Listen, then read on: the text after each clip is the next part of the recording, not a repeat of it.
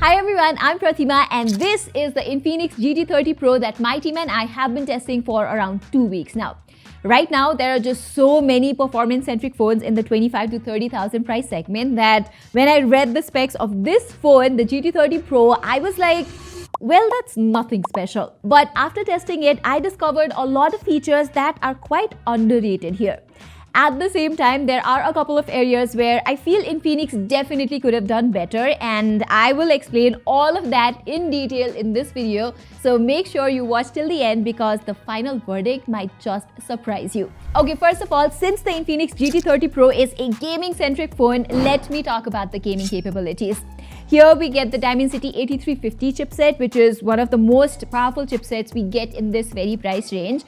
Yes, there is the Poco X7 Pro with a more powerful Dimensity 8400 chip, but the gaming performance here is really good too.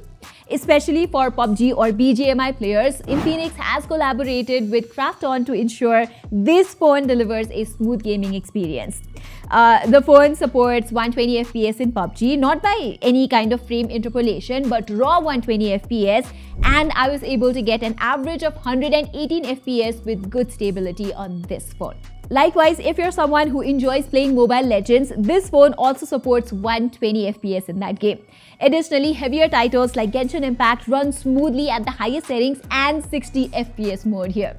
I do have to mention that while playing games, I did experience this phone getting quite warm, up to 44 degrees in some instances, but then again, the performance does not throttle and stability in games does not drop as much, so it's kind of a bittersweet situation here. And the GT30 Pro also has a couple of underrated gaming features, like you can get gaming accessories like this fan that you can use to keep the thermals in check.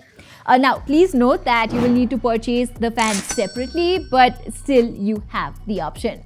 Then the phone itself has these two capacitive buttons with haptic feedback on the right side of the phone, which you can assign in-game functions to like scope or shooting in games. Now, to be fair, it's not something that everyone would appreciate, but it's a cool feature to have for gaming enthusiasts. Plus, you can remap these buttons to other functions such as opening the camera, muting the phone and all too, which is quite cool. And the phone itself has a gaming vibe to it. It's got a boxy flat design. There are LEDs at the back that glow while playing games or when you receive a call or notification. And the overall build quality is quite comfortable to hold, so longer sessions of games do not feel like muscle exercise on this device. And now we also get IP64 dust and water resistance, which is better than the IP54 we got on the GT20 Pro.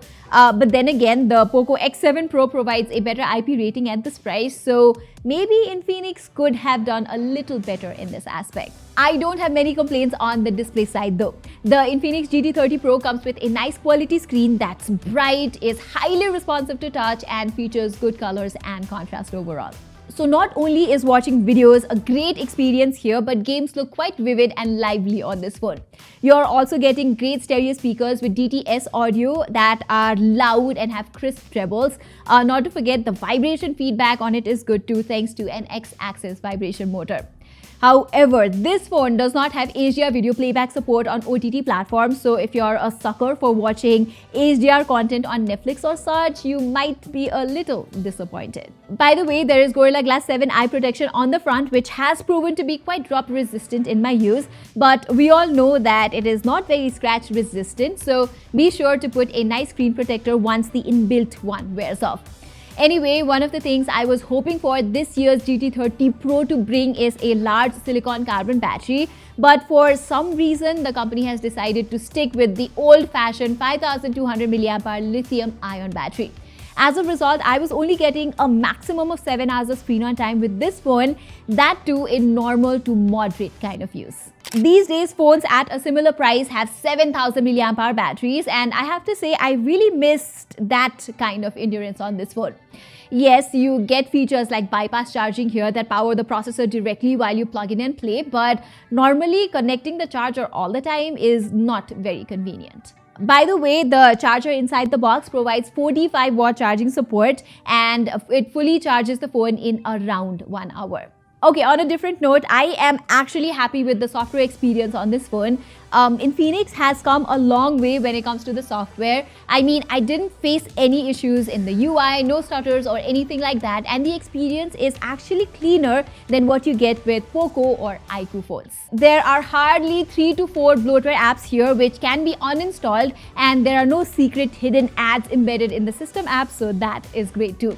In fact, Infinix has taken inspiration from Apple, and you get a dynamic island-like feature on the notch. It functions quite smoothly while you get calls or set a timer, etc. Infinix has also included some AI features here. There's a dedicated DeepSeek integration, they have their own AI voice assistant called Folax, and there are all the basic AI tools like circle to search, call summary, AI wallpaper generation, etc. too.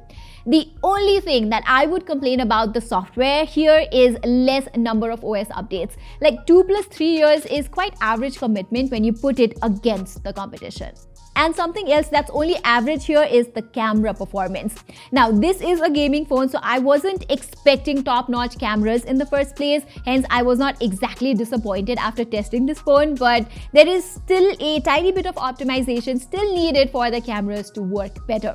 For example, I found the phone messing up the white balance quite often, especially in well-lit situations. The highlight roll-off could be a bit better. It has a 108 megapixel primary sensor, so the details in photos are quite good. The sharpness is there, and I found it maintains better dynamic range in the Poco X7 Pro, which is great. In fact, Infinix maintains better contrast in images, and subject focus looks slightly better as well.